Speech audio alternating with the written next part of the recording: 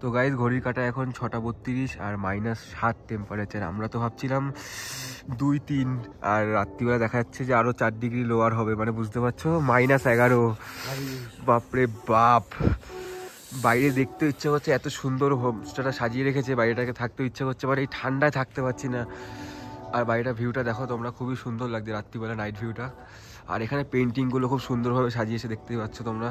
আর ঠিক এরকম একটা ভিউ এখানে।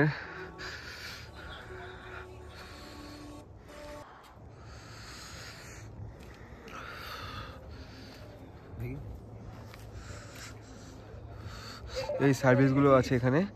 আর আমরা এখন একটুখানি আগুন চাই, আগুনের জন্য এখন আমরা তরপাচ্ছি, ঠান্ডায় জমে যাচ্ছি আমরা।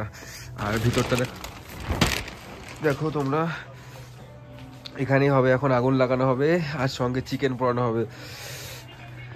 তো আগুন জ্বালানো এখন হবে, প্রথমে আগুন পোহাবো, তারপরে খাওয়া দাওয়া করা যাবে চিকেন ফিকেন পুড়িয়ে। অলরেডি খাওয়া দাওয়া হলো সবে। টোটালটা কাটাতে কতক্ষণ জ্বলবে সিজন, তাও আইডিয়া? এই টোটালটা কাটাতে তাও কতক্ষণ জ্বলবে, তাও আইডিয়া কতক্ষণ জ্বলতে পারে? আজকে চলে যাবে, মানে 10-11 অবধি চলবে? ঠান্ডায় আর জাস্ট পারা যাচ্ছিল না, আগুনটা চলে গেছে। এবার 30% সব থেকে বড় আমার কাঠ, তো দাদাকে মাথায় নিচু করে দিয়েছিলাম কাঠটা দেখানোর জন্য।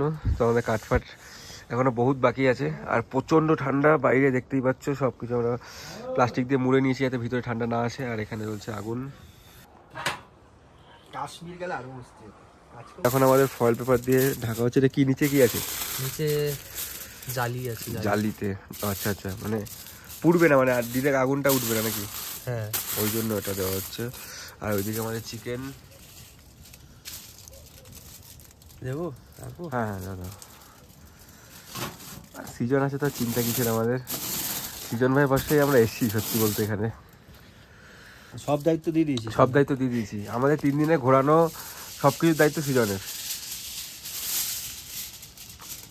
সিজন দাদা জিন্দাবাদ। তো নাকি ওটা সিজনে? এই যে কি, এই যে তোর, ও আচ্ছা, বুঝিসনি এখনো, তোর দিকে চলে গেছে। ATM, debit card, credit card, ওই সব কিছুই।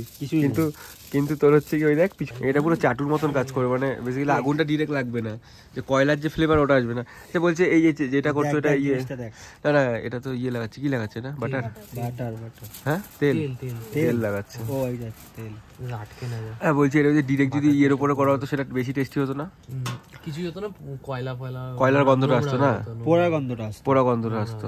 কালকে যেটা করবো আমরা সেটা তো পোড়া গন্ধ আসবে না, মানে তো পোড়া গন্ধ আসবে কম, মানে সাইড দিয়ে হালকা যেটা। না চাপ নেই, ভালোই হবে খেতে। না খেতে তো ভালো হবে, স্মোক ফ্লেভার আসবে এটা বলতে। আসবে চাপ নেই। এটা ম্যারিনেট করা হয়েছে দই দিয়ে, আর গরম মশলা, চাট মশলা, তেল। হ্যাঁ না ওটা হয় না।